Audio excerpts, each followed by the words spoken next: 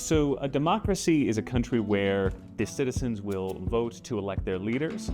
Now, how the leadership turns into public policy and policy outcomes varies by country. But political scientists have tended to think that at a minimum, for a system based on what we call little d democratic principles to be legitimate, it has to be the case that the citizens have the right to vote freely and fairly, and that if the people in charge lose the election, that power transfers peacefully onto the folks who did win. What is a republic versus a democracy? Because some people say, oh, no, our country is a republic, you see, and that has all these important differences. A lot of this comes from James Madison, who writes about democracy versus republic in the Federalist Papers. The important thing that Madison is talking about is when Madison talks about a little d democracy, he's meaning direct democracy, where the citizens assemble together and they directly vote on laws to pass and policy to make.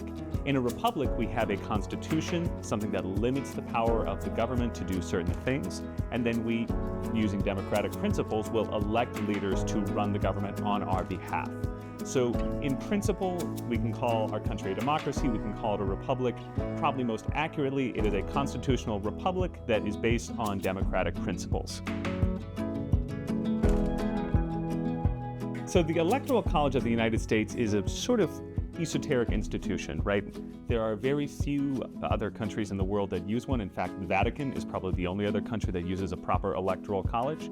The way it works is every state gets an amount of votes in the Electoral College that is equal to its representation in Congress. That is 2 Electoral College votes per senator, and then 1 vote for each member they have in the House of Representatives.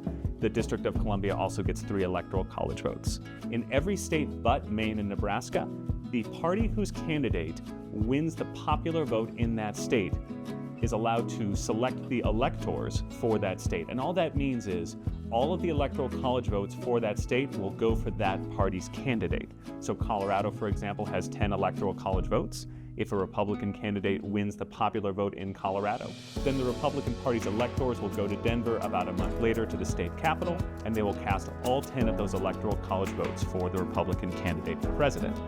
Whoever wins a majority, a true majority in the Electoral College, is then elected president. That number right now is 270 Electoral College votes.